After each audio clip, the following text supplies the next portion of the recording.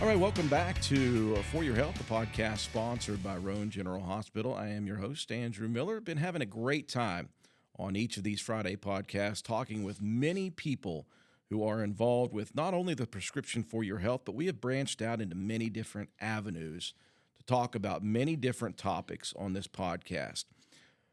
But we want to go back to the simple basics here today with Jeff Tanner, who is a physical therapist here at Roane General Hospital. And I would consider you one of the main people when it comes to this whole prescription for your health program.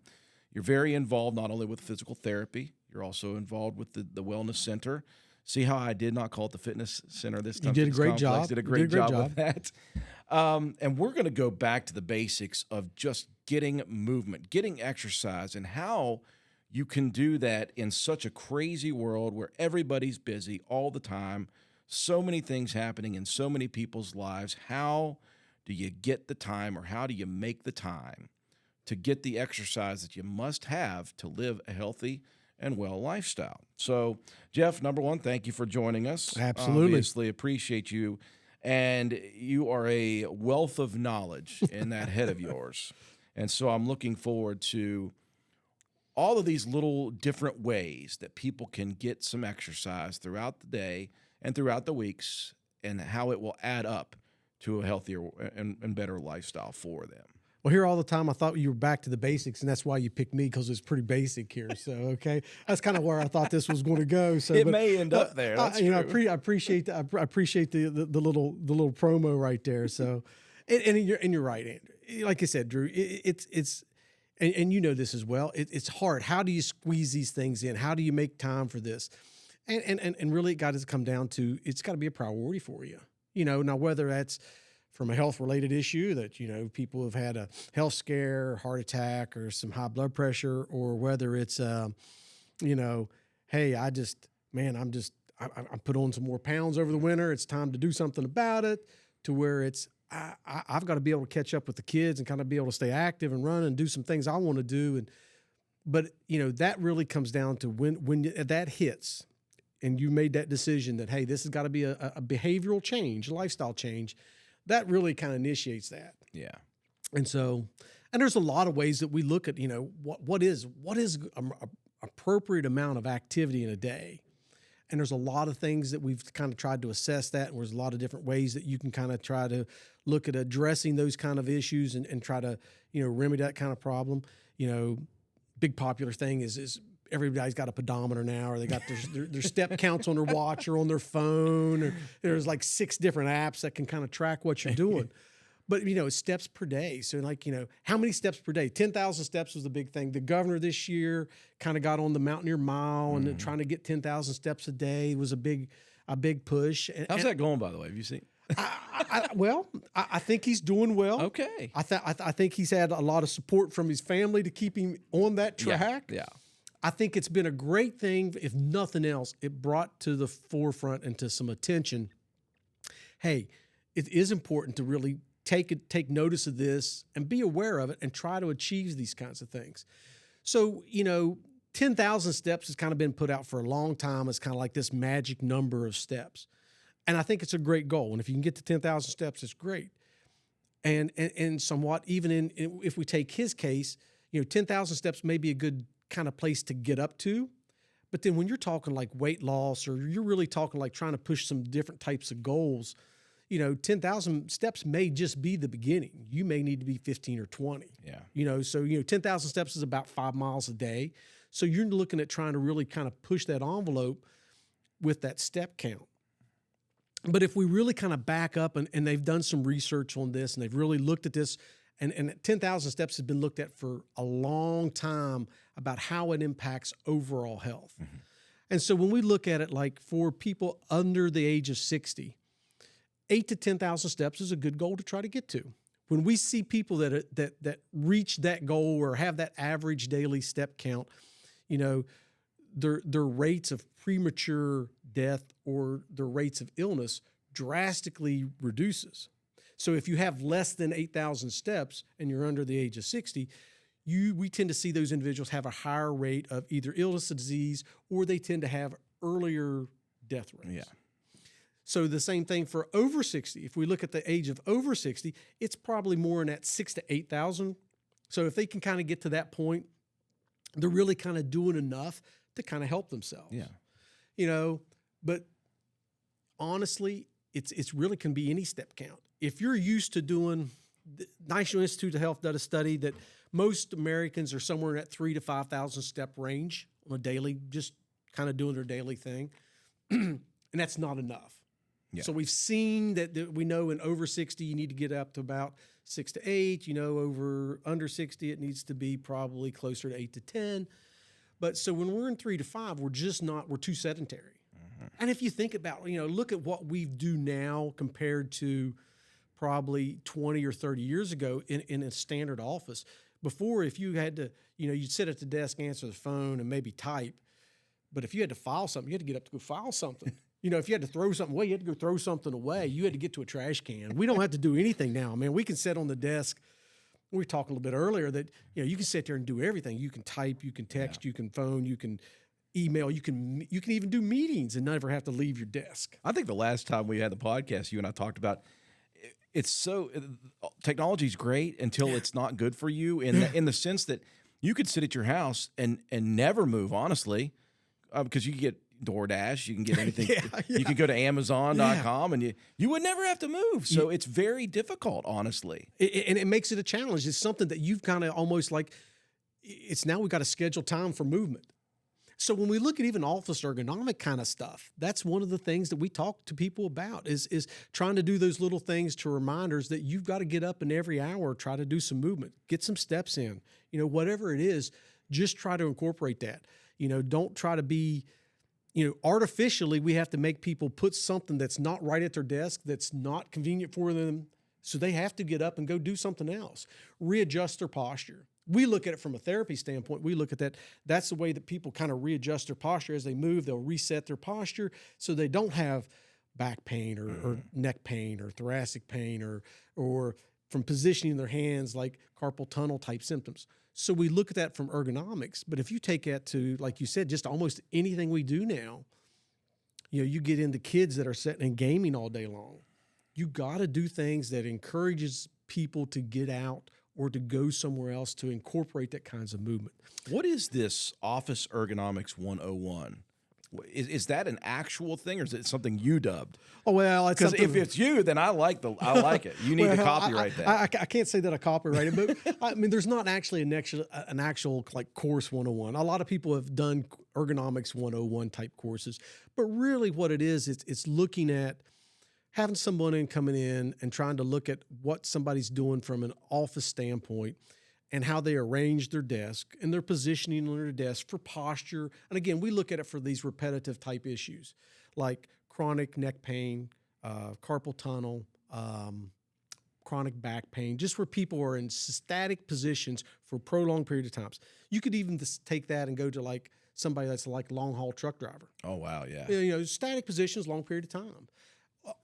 Somebody that works at the radio station that's at the board and they really can't go anywhere other than probably to get up and go get them something to eat or go to the bathroom, and that's about all they got. And so they're in those static positions and trying to assess and look at their body positioning and the ergonomics, how they work with inside that environment, and to make them as efficient as possible, but also to make them to the point where we kind of try to incorporate some movement into what they're doing on a daily basis. And so we look at a lot of positioning kinds of things. So a lot of that office ergonomics kind of was really the big start of this for a long period of time. But then we realized, trying to come back in on a grander scale and just get people, because we have become more sedentary.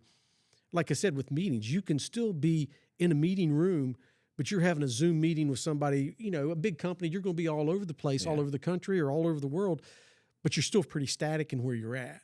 So it's trying to incorporate some kind of movements and some things like that, and then trying to bring that back just in general. If you're at the house and, your daily routine is kind of maybe staying home with the kids and you're doing this and you're doing dishes and you're doing laundry and you're back into these same similar patterns, that's great. You're getting some movement, but maybe we need to incorporate some different types. Maybe we need to incorporate longer movement patterns to try to push our cardiovascular system. So let's talk about some of the ways that you can increase activity. Let's say you are in one of those jobs that you said is a static position job. For instance, at the radio station, I've got DJs who have 6-hour shifts, 7-hour shifts, and generally speaking, as you said, they're at that board and they have to stay. Yeah, I mean, they can pretty close. They have to stay close enough within 5 or 10 minutes. They got to get back to the board and make sure the next song plays or whatever it is. So what are some ways that people who have these things, whether it be office related or, as you said, at home, what are some ways that people can actually do things? What are some examples of how people can get active in, what do they call that? Micro exercises or something like that? Well, that could be. I can't remember what it was called. Yeah. Oh, gosh, something like that. Well, I mean, one of the simplest things, when we talk about like office ergonomics or something along those lines, one of the easiest little suggestions we talked about is people who really are used to looking at a screen all day long, we'll have them put like a little Post-it note at the top of the screen because it drives them nuts because they're used to looking at something fairly like a clean palette. They're looking at, they're looking for this kind of a blank slate up there, but they got something now that sticks up to them. All that is a reminder every time they see it. That's their cue. We use it for postural re-education, but that's a cue. You got to get up and go walk to the door and back. You got to get up and go get something to drink and come back. Use those things when you see that cues you into something else. So if you got, like you said, somebody's at a board, have a little red Post-it note or something like that sits on their shut-off key when they're going to shut it off and they got to go to something else. When they hit that, they know, hey, I've got to stand up. I can walk around because now I'm off the air for about 30 seconds. I've got 30 seconds to move around, come back and get ready. There's all kinds of little ideas, little things like that. But you can even take that to a grander scale. Like I said, even when you're looking at, you're in the office, how can I do this? Walk to do your errands. So if you've got to go, I've got this form right now that I need to get to Kim. You know what? Instead of me emailing it, I'm going to take it, I'm going to walk it down there and hand it to her. You're trying to go lo-fi now, right? Yeah, You're trying to go back a little bit. It's almost retro. We kind of back up to the 80s a little bit. Everything circulates, right? So you're thinking about that. So, walk to do your errands. Try to make that a task. Or if, say, we're going to walk from here at the hospital, we'd walk from downstairs, we're going to go up to the cafeteria and get something to eat. There's 3 or 4 different paths that we could take that to get that. Instead of taking the most direct, take a little longer path or come back the other way. Don't take the elevator up and down, hit the steps to go up and down. Those are always little things. I call these like little cheat codes that you guys have for getting in some steps. Absolutely. That's a great way of looking at it. It's a cheat code to try to get in some steps or get into some activity. Multitask. We talk about, if you're walking, go ahead and take a phone call or do something like that. Get on a Zoom call, listen to a podcast, something that you're trying to catch back up on, but try to incorporate that into what you're doing with that physical activity. Yeah. Schedule your walks. Put a reminder on your phone, put a little something that gives you a little reminder on your calendar that, hey, you need to go to do a walk at 1:30. Okay, I don't have a meeting, don't have anything set. 1:30, I'm going to go for 15 to 30 minutes. I'm just going to go out. I'm going to go walk. If it's nice, hit outside. And don't be afraid if it's not nice, walk indoors. Yeah. We've come up with a couple little walking paths, and we went through and took the old measuring wheel and measured out what it was, and we know how far it is that we can let people know here, if you walk 4 laps around the big loop here inside the hospital, you've got a mile. So you can do some things like that, but you don't even have to go that far. Because even if you're getting maybe 5 minutes of walking, that's better than not. So when we talk about, the CDC and American Heart Association came out with these, how much activity should we have? Yeah. We look on a weekly basis, their recommendations have been for several years now, 150 minutes of moderate intensity activity. Okay. So it's about 30 minutes a day on 5 days a week. Yeah. Okay. It's not horrible, but you don't have to be 30 minutes consecutively. It can be in 5 or 10 minute increments, and it has similar benefits to it. Yeah. Now, if you're really wanting to push some cardio, well, then you probably need to put some of these minutes together. But if you're just looking for that, it has similar benefits to get you that activity to improve your overall health and wellness. So, kind of thinking in those kind of realms and those kind of larger numbers, that's kind of what you're looking at trying to do. Anything I can do is going to be more beneficial than doing nothing. Than nothing. Yeah. Yeah. And I like the way that you are. Again, as we said, we're going back to the basics in this situation, in that exercise does not, or I should say, exercise need not be scary. Oh, absolutely. It need not be Absolutely. this overwhelming beast. Even someone who let's say somebody who is working a static job or maybe sedentary, who may not necessarily, let's say, be overweight, just to Right. put an example out there, but still needs to get some movement. Those 30 minutes are way better in micro. Right. I'm using that micro now. exercise. I Micro- like it. those If you haven't 30 coined that, you need to coin that one. I like it. I'm calling the copyright office. Even if you are someone who is not necessarily out of shape, or I would say not necessarily obese or things like Right. that, it is still important for you to try to put together those 30 minutes. Oh, absolutely. It is so much more beneficial than nothing. Oh, absolutely. We look at this and we talk about that, and we think, again, we kind of go back with the governor's kind of what his push was really to kind of, I think, twofold, maybe in the order probably is to get healthy and lose weight, more so than to lose weight and get healthy. Yeah. But however you want to look at that, I think, there's more than just a weight loss component when we look at these trying to get some of this activities. Exercise has such an impact upon when we talk about joint health and joint pain. People with knee problems, hip problems, ankle problems, all those kinds of things, low back problems. Walking, appropriate amounts of walking, appropriate intensity, has such a benefit, so much more effective in them being able to manage chronic pain, chronic illnesses, diabetes. Even though you may have it well controlled with some medication, if you can increase your activity and you increase your overall steps or riding a bike, and it doesn't have to be just walking and steps. I mean, we talked a lot about that, and that's the simplest thing because all it takes is a pair of shoes. Yeah, most of the time. Yeah, most of the time. But you can be swimming, riding a bike, rowing, getting out, kayaking, doing those kinds of things. It can be any of those kinds of things can be what you count for your activity, and it'd be just as effective. Yeah.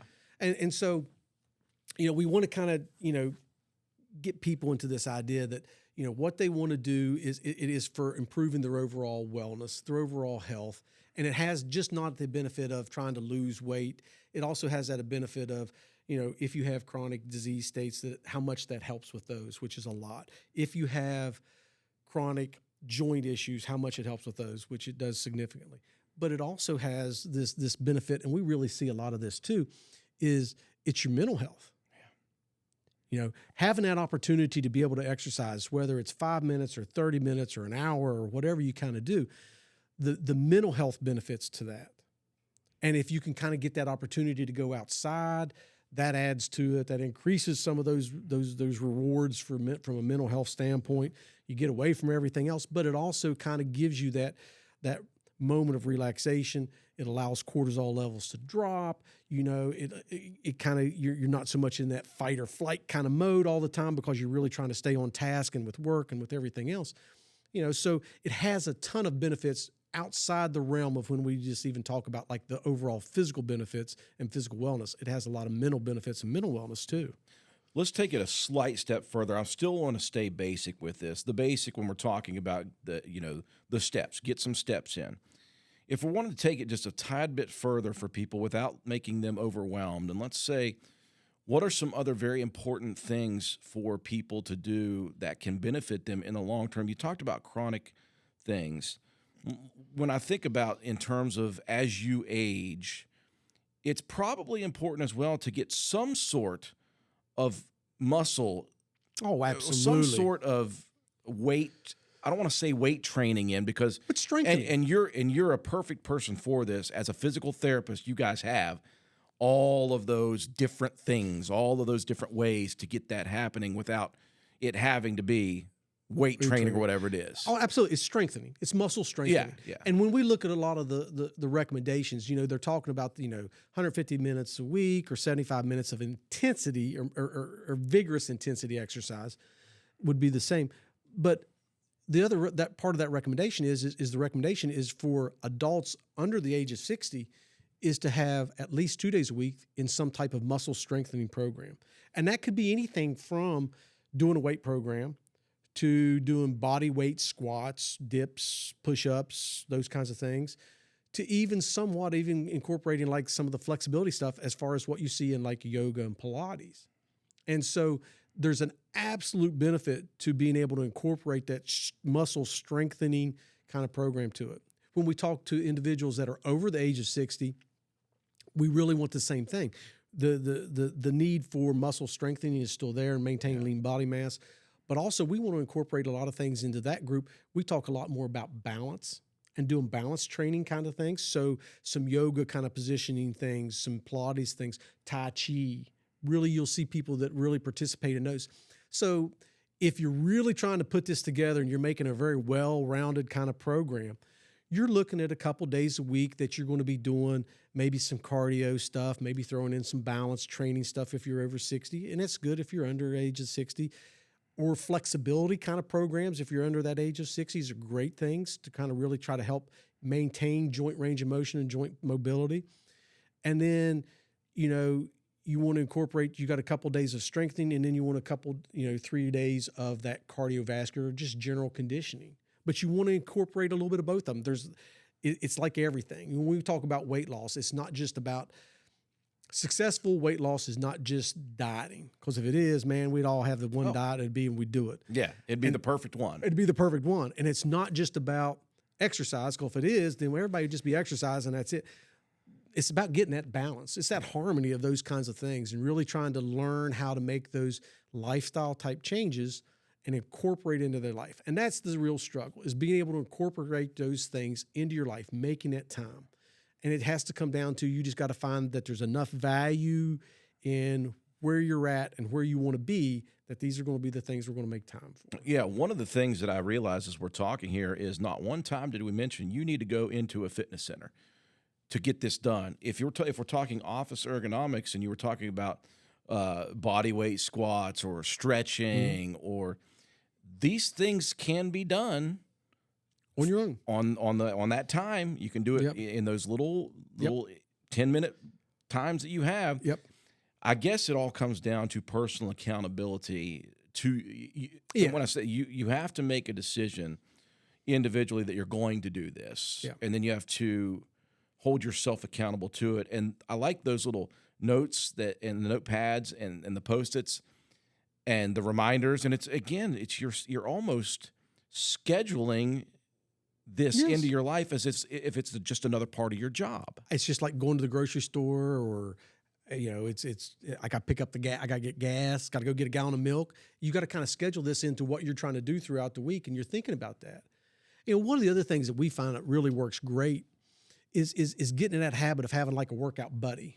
We talk about maybe like one or two people that you really, and you talk about trying to hold yourself accountable.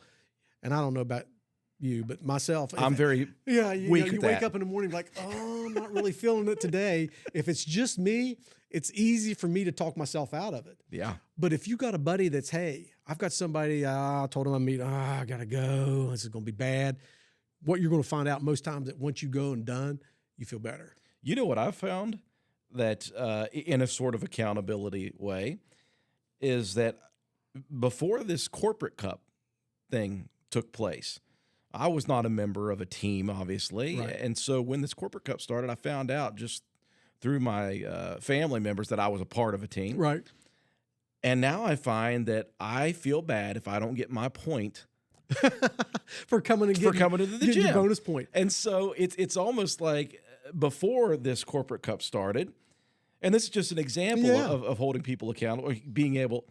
Before that, I would sit out in my truck for 20 minutes trying to talk myself out of going into the gym. And boy, it's easy to get in there. I'm like, I got to get my point. Yep. I can't leave my team behind. You feel responsible now. Yes, you've got some responsibility. I do like the thought, though, of having somebody or a couple people that you can really trust and rely on, that you will hold yourself accountable to them. Right. That's where we found, and you can do this anywhere. And you don't have to have somebody, but it's great when you do have that workout buddy or walking partner. What we found, even inside the gym, when people have come and exercised, and we really found this with like some of our pharmacy and our food as medicine programs, they kind of build their own community. And those individuals look forward to those other individuals coming to a class, or they're going to say, hey, we'll stick around after class and we'll walk on a treadmill, we'll get a little workout in, we'll do something. And when they don't show up, they're calling or texting and saying, hey, are you okay? But it also, that's that community that when you're there, you're in it together. And you may not be really kind of sitting there like pushing on, really kind of, hey, you got to lift this harder. But it's just the fact that you're working out together that kind of, it pushes you to go maybe a little longer. You get that conversation, you get a good conversation instead of doing 20 minutes on the treadmill when we hit 30. Oh, yeah.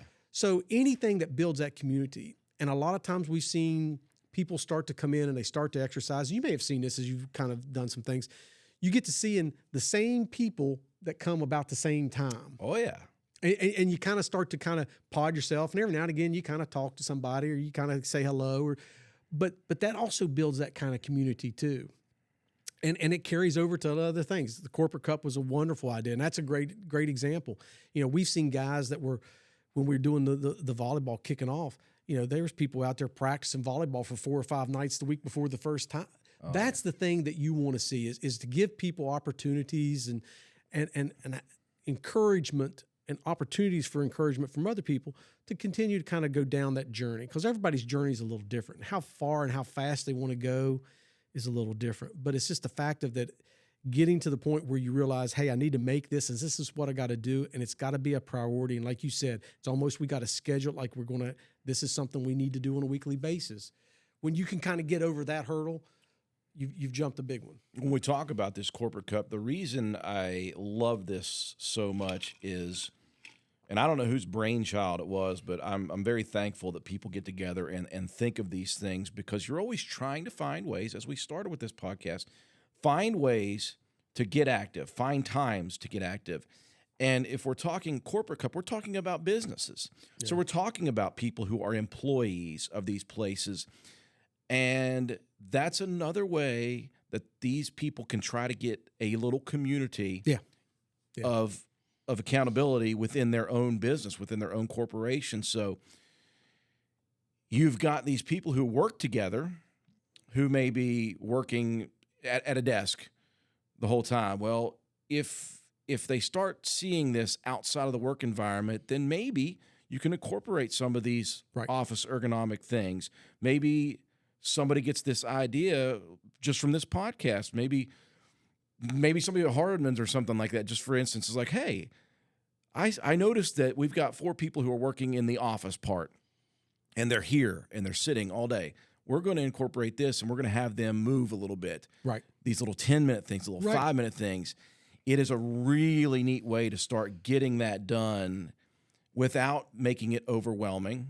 Oh, sure. To somebody who's, again, we're trying not to overwhelm people with this. We're trying to explain that if you can hold yourself accountable, make sure you're starting, make sure you try to be a little consistent with it, you can get this done without a whole lot of stress. Yes. It can be done without a whole lot of stress. Oh, absolutely. And it's like you said, it's just exposing people to what they can do or could do, and giving them some little bit of information about, hey, this is kind of about where you want to be at, and like you said, you take that thing with like working at the bank or something like that. Hey, we're going to do a step challenge. It's how many hours, who can get at least one flight of steps up and down every hour during the weekday. Yeah. Your work day. Who can do that and check it off. And everybody that gets it, it doesn't have to be competitive to where it's all who gets the most. It's just who everybody gets it. And we get a shirt, you get a free lunch, you get you get something, you get, a coffee at somewhere, a coffee shop, or do something. That would be a reward I would take. Yeah, I figured. So any of those kinds of things, you can make that to where, they can kind of work to this. And the more that you kind of ingrain this, as opposed to have those external rewards, and they realize, hey, this makes me feel good. Now they start to internalize that. And that's when, like I said, then it becomes much easier to manage this, because they see the intrinsic value of what that is. So we're not overwhelming people with this. We're talking about basic movement, basic strengthening opportunities, and being able to get those things done throughout a work day or throughout a work week when you're busy, when you are maybe static or sedentary, whatever it may be. it's not as difficult or as overwhelming as people may think it is to get that done. But there is another aspect once people get this thing going. Like, let's say you've gotten yourself going, and let's say you've been consistent, and now it's a part of your life. There's another aspect that is incredibly important that may be overlooked, because I know that for many years, Jeff, I was kind of an all or nothing human being, in that either I'm working out 2 hours a day, 7 days a week, Right. and eating very little calories and nothing bad, or I'm not doing anything. You have to make time to rest, to recover. Oh, absolutely. So we wanted to talk about this: mindfulness, sleep, recovery. And recovery means you need to take some time.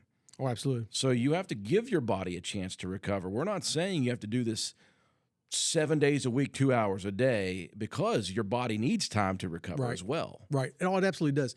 And there's even some research that's been done that shows that, exercise helps promote proper sleep habits.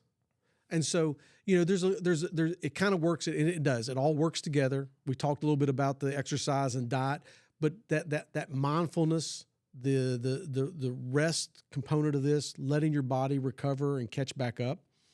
When we talk about doing like some strengthening things 2 days a week, the ideal is not to do them on Tuesday, Wednesday, or Wednesday, Thursday, back to back. The ideal is give yourself a day or two in between. Yeah.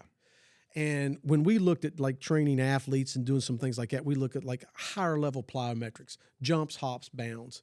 When we talk to them about that, we try to tell those individuals that, hey, these are activities that if we do them, you got to have 1 to 2 days to recover before we come back. Otherwise, if not, then we run a risk of one or two things. One, injury, because you're going to kind of overdo it. Mm-hmm. Or two, dullness. Even pushing that hard with those kind of aggressive type exercises, it actually, you don't get quite the, we call it dull. You just don't get quite the benefits that you would normally would if you had the proper levels of rest and recovery into there. So it's a vital component to this is being able to get proper sleep. And when you look at those kinds of things, incorporate from proper nutrition into this, timing of that, not having caffeine too late so you can get proper sleep. Yeah, you got a little bit of time left. You got a little bit of time left for your coffee. But incorporating those kinds of things, and then realizing that, hey, if I did and I went out and man, we had big family cookout and went way overboard, you don't punish yourself. You don't I can't eat for like 3 days. No. I'm just going to go. I'm going to hit I'm going to walk a little bit more. Instead of doing 10,000 steps this week, I'm looking at 12 to 15. Yeah. We're talking about the week. You can get that done. Yeah. So you kind of start doing those kinds of things, and the difference that stuff makes. That's where it is. And like, when we talk about these, and that's why the CDC and a lot of this stuff has been done on a weekly basis, we can kind of divide it down into what you should do on a daily basis. Yeah. But you got to realize there's going to be some times that there's going to be downtime, and there's going to be times that you're just not going to be able to fit it in. Yeah. And so you don't have to rush and cram it in the next day, but maybe the next 2 or 3 days I'm going to do little bits more than what I had because I wasn't able to do as much. Well, as we're talking about this, it just sends me back to previous episodes of the podcast. I go all the way back to Kim Mertz, who is the health coach here, or is she's a kind of a life coach. Yeah. Health coach. Then I think about, is right. Yeah. Then I think of Vicki Withers, who is the nutritionist, who was talking about that portion of it. It's the reason and again, we go back to this prescription for your health. I know this was the basis for this whole podcast. We've kind of branched out into so many different areas that I really enjoy learning about this stuff. But if you're one of those people who are watching this specific podcast and you're like, oh, it's just a little bit of walking, well, I've got time to do that. Or I can fit that in after work, or I can fit that in during work. If you're not quite sure about how to get started, that is just why this Prescription for Your Health program, I'm going to go right back to it, and I'm going to promote this. It's why it is so good for people who may not have the prerequisite knowledge for how easy it can be to incorporate into your life. You come here, you find out these little cheat codes, as we talked about before. You find out that, oh, okay, if you get these steps in and you do this, you have time to recover and rest. You have time for downtime. You also have time to find out what's better to eat and what may, there's just so many opportunities. Right. And that's what we've come. And again, when we talk about the program, is we learn that, and not just our community, Roane County, but you look at like our region, our state, Appalachia, kind of in general, various reasons, high incidence of hypertension or high blood pressure, high incidence of diabetes.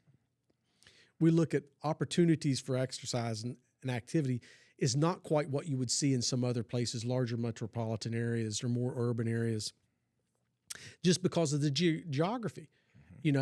These communities tend to be smaller and more isolated, and it's not every place can have a YMCA. Yeah. It's just not going to be at every place. So we saw those were real challenges, and then trying to address those. That's kind of where the program comes from.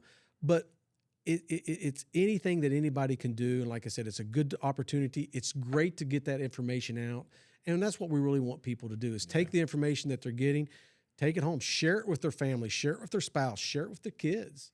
Try to encourage those kids. Hey, before we're going to hit any kind of like Xbox or anything like that, we're going to go outside for about an hour, because that's the recommendation. Kids should be outside playing for about an hour.